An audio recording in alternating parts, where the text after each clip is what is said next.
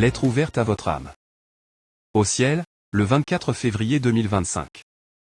2. Jésus-Christ, votre Seigneur et Sauveur. A. Mon Église en Haïti. Objet, vous aurez des tribulations dans le monde. Que la paix et la grâce vous soient multipliées. Je suis Jésus-Christ, le Fils du Dieu vivant, votre Rédempteur et votre ami fidèle. Depuis mon trône de gloire, je vois vos peines, vos souffrances et vos luttes. Je connais les épreuves que vous traversez, les oppressions que vous subissez et les larmes que vous versez. Ne soyez pas étonnés des tribulations qui s'abattent sur vous. Je vous l'ai annoncé. Vous aurez des tribulations dans le monde, mais prenez courage, j'ai vaincu le monde. Jean 16 verset 33. Ne vous découragez pas mon peuple. Vous êtes appelés à la lumière dans un monde de ténèbres.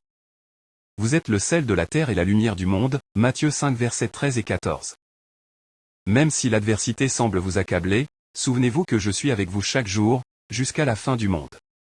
Vous êtes mes enfants, rachetés par mon sang. Ne laissez pas les circonstances définir qui vous êtes. Vous êtes une nation sainte, un peuple acquis, appelé à proclamer mes vertus. J'ai donné ma vie pour vous, vous appartenant désormais à moi.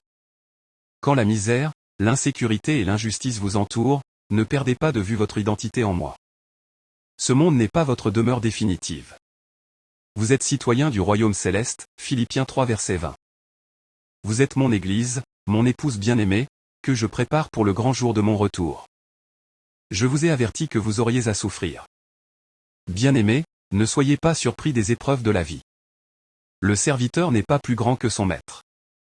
Si j'ai été rejeté, persécuté et crucifié, ne vous attendez pas à ce que le monde vous accueille avec amour. Mais rappelez-vous, vos souffrances ne sont pas vaines. Car nos légères afflictions du moment présent produisent pour nous, au-delà de toute mesure, un poids éternel de gloire. 2 Corinthiens 4 verset 17. Votre douleur n'est pas oubliée. Vos pleurs, vos prières, vos supplications montent jusqu'à mon trône.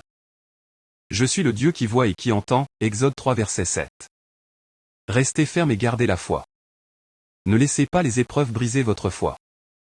Pierre a marché sur les eaux tant qu'il avait les yeux fixés sur moi. Mais dès qu'il a regardé au vent et aux vagues, il a commencé à couler. Gardez vos regards fixés sur moi, et je vous soutiendrai. Fortifiez-vous et ayez du courage, ne craignez point et ne soyez point effrayés devant eux, car l'Éternel, ton Dieu, marchera lui-même avec toi, il ne te délaissera point, il ne t'abandonnera point. Deutéronome 31 verset 6. Je ne vous ai pas promis une vie sans combat, mais je vous ai promis ma présence. Si vous demeurez attachés à moi, aucun vent contraire ne pourra vous déraciner. Une grande espérance vous est réservée. Mon peuple, ne soyez pas découragés par les tribulations du présent. Un jour viendra où toute souffrance cessera, où je sécherai toute larme de vos yeux. Votre espérance ne repose pas sur ce monde mais sur la gloire à venir. Soyez donc persévérants. Luttez le bon combat de la foi. Mon retour est proche. Restez éveillés, gardez votre lampe allumée, et ne laissez pas les soucis de ce monde éteindre votre zèle. Voici, je viens bientôt, et ma rétribution est avec moi, pour rendre à chacun selon ce qu'est son œuvre. Apocalypse 22 verset 12. Tenez ferme, mon peuple.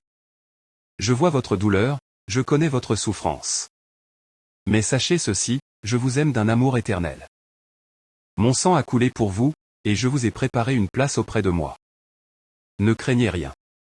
Marchez avec foi. Restez attachés à ma parole. Aimez-vous les uns les autres. Portez du fruit.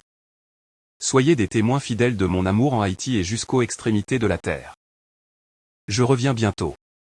Avec tout mon amour, Jésus-Christ, votre Seigneur et votre Sauveur. Message transmis par le révérend Dr Donald Metellus. Ambassadeur de l'institution chrétienne El Shaddai, ICE.